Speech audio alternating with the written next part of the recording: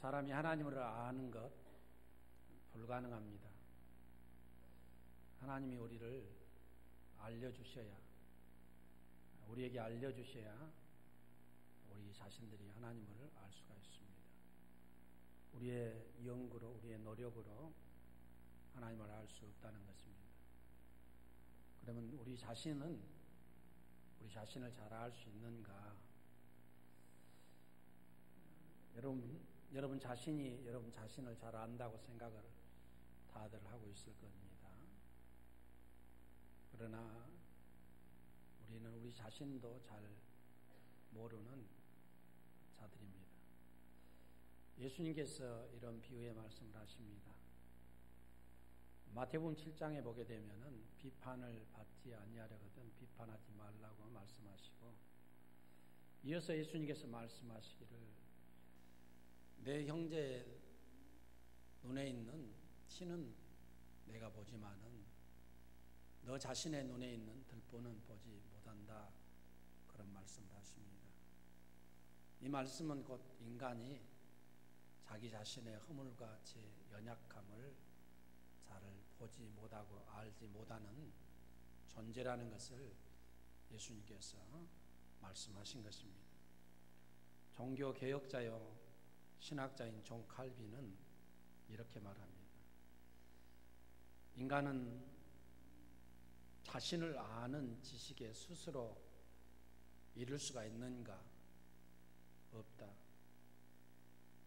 다만 오직 하나님을 아는 지식을 통해서 하나님을 알게 되면은 그 하나님을 통해서 우리 인간이 누구인가를 알 수 있다라고 그렇게 말을 했습니다. 그러므로 저와 여러분들은 하나님을 알아야 내가 내 자신을 알 수가 있고, 하나님을 아는 것은 내 스스로 아는 것이 아니라 하나님이 자기 자신을 계시해 준 만큼만 우리가 알 수 있고, 그 계시가 바로 성경이고, 성경을 통해서 하나님을 알 수 있고, 성경을 통해서 계시한 그 하나님의 말씀을 통해서 우리 자신들이 하나님이 어떤 분인가, 내가 누구인가를 알 수가 있다는 말씀이 되겠습니다. 오늘 성경을 보게 되면 하나님께서 아브라함에게 찾아오십니다. 아브라함이 하나님을 찾아간 것이 아니고 하나님이 아브라함에게 찾아오셨습니다. 그리고 자기 자신이 누구인가를 밝히십니다. 최초로 하나님께서 자기의 성호 이름을 밝히시는데 나는 전능한 하나님이다, 그렇게 말씀합니다. 전능한 하나님이라 이 말은 엘 사다이라는 뜻이 되겠습니다. 아브라함아, 내가 누구인지 아느냐? 나는 전능한 하나님이다, 그렇게 말씀하십니다. 하나님께서 찾아오셔서 자기 자신에 대해서 아브라함에게 지금 일러주시고 밝혀주십니다. 계시해 주신 것입니다. 하나님께서 아브라함을 찾아오신 것, 성경에 보면은 여러 군데 있습니다. 제일 먼저는 창세기 12장입니다. 아브라함이 찾아오시고 너의 본토 친척 아비집을 떠나 내가 내게 지시할 땅으로 가라고 하나님께서 말씀하십니다. 내가 너로 큰 민족을 이루게 할 것이요, 또한 너에게 땅을 줄 것이며 내 후손을 통해서 많은 사람이 복을 얻게 될 것이라고 하나님이 약속을 해주셨습니다. 그때 나이가 75세였습니다. 하나님이 이 아브라함이 갈 바를 알지 못했지만은 그가 떠나게 됩니다. 15장에서 하나님이 다시 아브라함에게 나타나십니다. 나타나셔서 하나님께서 이런 질문을 하십니다. 아브라함아, 하늘의 무별들을 내가 셀 수가 있겠느냐? 어떻게 사람이 그것을 셀 수 있겠습니까? 내 자손이 하늘의 별수만큼 바다의 모래수처럼 많게 될 것이다, 그렇게 말씀하실 때 아브라함이 약속을 믿었습니다. 이 믿음을 보시고 하나님께서 그를 의롭다, 구원의 백성으로 칭해 주셨다라고 창세기 15장에 말씀합니다. 이때 아브라함의 나이가 85세입니다. 아브라함이 떠나서 이제 가나안에 정착한 지 10년이라는 세월이 됐습니다. 그러나 10년 동안 전혀 자녀가 없었습니다. 그래도 아브라함은 희망이 있었습니다. 내가 내 나이 85세지만은 하나님이 주실 거야, 그런 믿음을 가졌습니다. 그런데 지금 하나님께서 17장에서 아브라함에게 다시 나타납니다. 이때 아브라함의 나이가 99세다 그렇게 말합니다. 14년이라는 세월이 흘렀습니다. 그리고 14년 동안 특별히 하나님께서 아브라함에게 계시하지 않습니다. 그렇다고 볼 때 아브라함에게 있어서 이 14년의 세월은 어떤 세월이었던가? 특별히 성경에 기록될 만한 사건이 없었다. 그리고 하나님과 온전한 동행함이 없었던 시기가 아니었던가. 특별히 이 기간에 그가 85세에 그가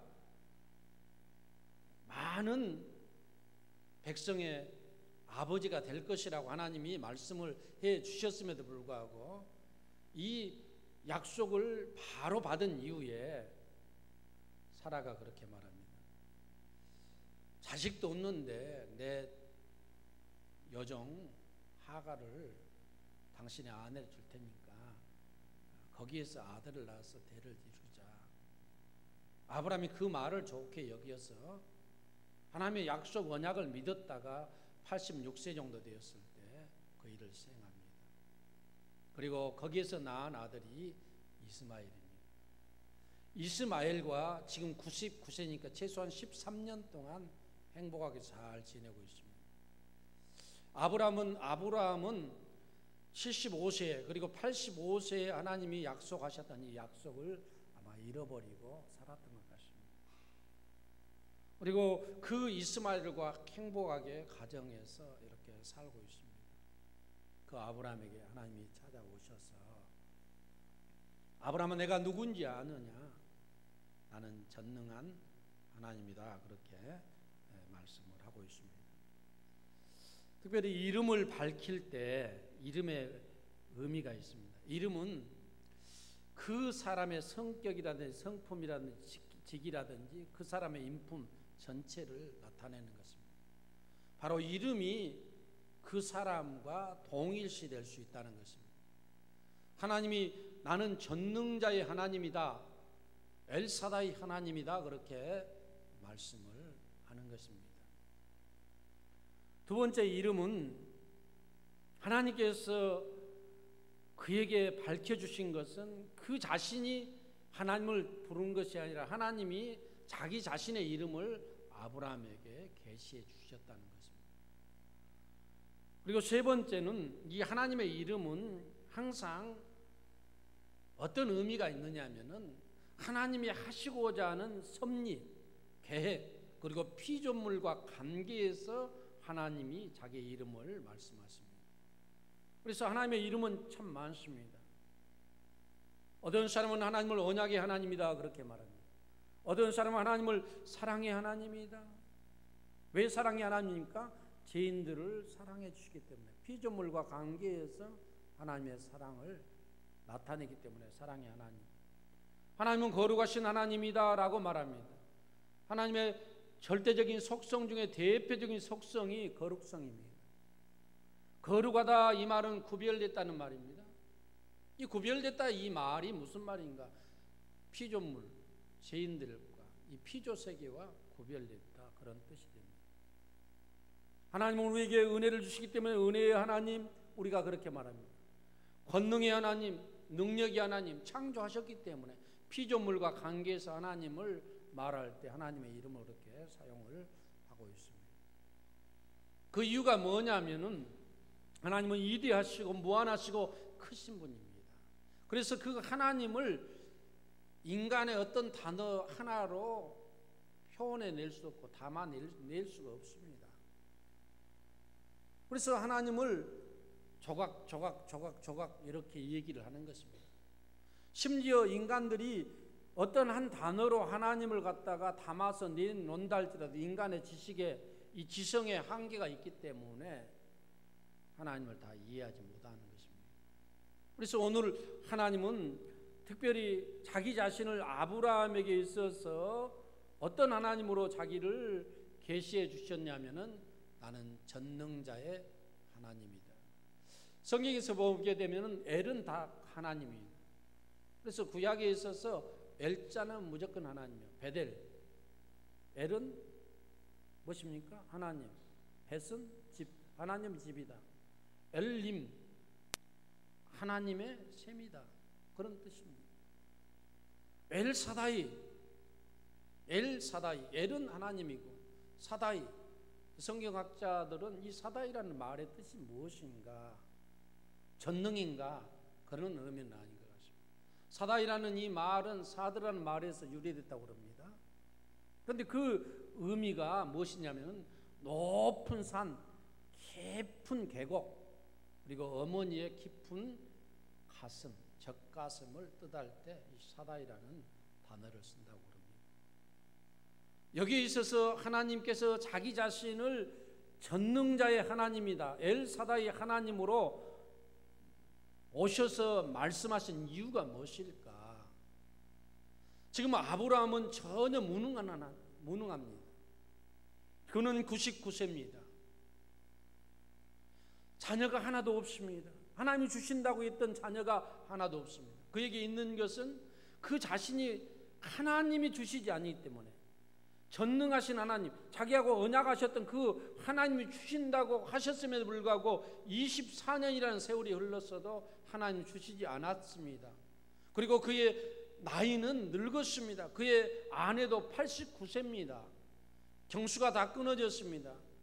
생물학적으로 출산할 나이가 이미 지났고 그가 난자를 생산하지 못한다는 말 아닙니까? 그는 무능합니다. 할 수 없습니다. 불가능합니다. 이제는 자기 자신을 통해서 그 어떤 것도 할 수 없고 하나님도 주신다고 하셨는데 안 주셨기 때문에 하나님도 더 이상 자기 자신에게 있어서 어떤 것도 할 수 없다라고 그는 그렇게 생각하면서 지금 살고 있는 것 같습니다. 그래서 약속하셨는데 큰 민족을 이룬다, 하늘의 별수처럼 많게 되리라고 하나님이 말씀하셨는데 지금 되어진 것은 하나도 없습니다. 그 세월이 24년입니다. 실망했습니다. 특별히 사라와 이 아브라함은 굉장히 실망한 상태에서 살고 있었던 것 같습니다. 우리는 이제 끝났어, 이런 생각을 하면서 산 것입니다. 그래서 하나님께서 오셔서 나는 전능자의 하나님이다, 너는 못한다고 하지만 나는 할 수 있는 하나님이다, 너는 못한다고 하지만은 나는 무에서 유를 창조하고 아무것도 없는 곳에서 천지를 창조한 전능한 하나님이라고 하나님께서 그 자신을 지금 아브라함에게 알려주시고 있는 것입니다. 그러면서 하나님께서 아브라함에게 전능하신 하나님께서 아무것도 할 수 없다라고 시대에 빠져 있는 이 부부의 가정에 오셔서 하신 일들이 오늘 성경에 17장에 쭉 기록이 되어 있습니다. 첫째, 하나님께서 하신 일이 무엇인가? 이름을 바꾸어서 그 이름 속에 하나님의 언약을 다시 한번 새겨 넣어주시고 상기시켜 주시는 것입니다. 아브라함아, 너는 아브라함아, 너는 아브람이라고 하지 말고 아브라함이라고 해라. 아브람이라는 뜻은 어떤 뜻인가? 이 아브람이라는 이 뜻은 이제 훌륭한 아버지, 존경받는 아버지라는 뜻입니다. 여러분, 여러분의 가정에서 존경받는 아버지, 부모 될 수 있기를 주의 이름으로 축원합니다. 이 아브람은 존경받는 훌륭한 자기 가정의 아버지입니다. 그런데 너는 너의 가정에 그러한 존경받고 훌륭한 아버지 그 선에 머물러서는 안 된다. 너는 아브람이라고 하지 말고 너는 아브라함이라고 해라. 너는 열국 모든 나라 열방의 아버지가 될 것이다. 내가 너를 처음 불렀을 때 큰 민족을 이루게 한다라고 말했지 않느냐. 내가 두 번째 나타나서 너에게 하늘의 별수처럼 바다의 모래처럼 너의 자손이 많게 될 것이고 내가 그들의 조상이 될 것이라고 말하지 않았느냐. 너의 이름을 아브라함, 한 가정이 아니라 너는 열국 많은 민족의 아버지라는 의미로 너는 아브라함이라고 부르라. 그래서 아브라함은 이제 자기 부인이나 다른 사람들이 아브라함 할 때마다 그는 나는 열국의 아버지다라는 그런 생각을 가지면서 하나님이 나에게 이 이름을 통해서 다시 한번 하나님의 하실 일과 계획과 그런 하나님의 언약을 새겨 두셨구나, 이것을 느끼는 것입니다. 부르는 자도 그렇고 그 당사자도 마찬가지로 아브라함이라는 이름을 들을 때마다 하나님은 언약의 하나님인데 나를 열국의 아버지가 되도록 이 이름을 지어주셨어. 할렐루야. 또 하나님께서 이름을 두 번째 바꿔주는 사람이 있습니다. 그 사람이 누구냐면 사레입니다. 그의 아내 사레입니다. 아브라함아, 내 아내의 이름을 갖다가 사레라 하지 말고 사라라고 하여라. 이 사레는 공주라는 뜻입니다. 신데렐라라는 뜻이 아닙니까? 그런데 너는 너의 아내가 한 나라 조그만 어떤 그런 어떤 가정이라든지 거기에 공주가 아니라 열국의 어미, 왕비, 열국의 왕비가 될 것이라고 그 이름을 사라라고 바꿔라, 그렇게 말씀했습니다. 그때 아브라함이 이 말을 듣고 엎드려서 웃었다. 17절 18절에 그렇게 나옵니다. 그의 믿음의 상태가 어떤가? 그가 웃었습니다.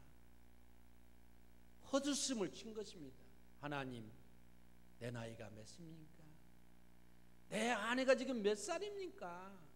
그리고 웃었다. 어떤 사람은 이것을 갖다가 하나님의 말씀에 대해서 엎드려서 속으로 비웃었다, 그렇게 말하고 있어요. 그러면서 18절에 뭐라고 그가 얘기했냐면, 하나님, 그가 하나님 앞에 요 앞에 아뢰입니다. 하나님, 내 아들 지금 이스마엘이 13살 먹었는데 이 이스마엘이나 하나님 앞에서 잘 살기를 원합니다. 그렇게 기도해요. 하나님, 사라를 통해서 나에게 주신다고 했던 거 다 끝난 일 아닙니까?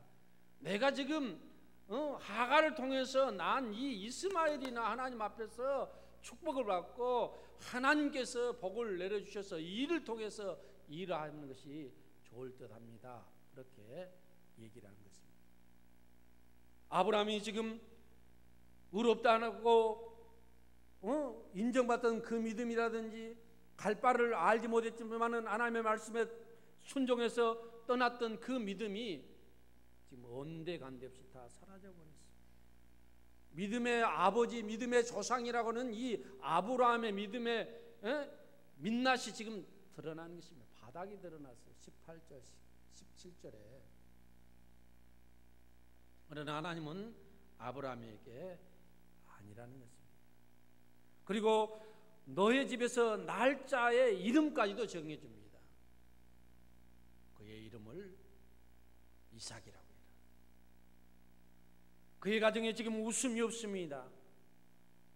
늙은 부부가 자녀도 없이, 특별히 사라에게 무슨 웃음이 있겠습니까? 아브라함은 그 하가를 통해서 이스마엘을 얻었으니까 좀 웃을 수 있겠지만 이 사라는 웃음이 없어요. 오히려 그 일 때문에 구박당하고 괴로워합니다. 그래서 전혀 불가능하다고 생각하는 그 가정에 자녀를 하나님께서 주신다고 약속했는데 주시고 그 자녀의 이름은 이삭, 웃음이라고 해라. 웃음이 없는 너희 가정에, 그리고 사라와 너에게 아들을 통해서 언약을 이루시고 웃게 하시겠다. 할렐루야. 웃게 하시겠다고 이름까지 지어주셨어요. 그리고 또 하나님께서 아브라함 가정에 하신 일이 있는데 그 일이 무엇인가? 할례를 행하라는 것입니다.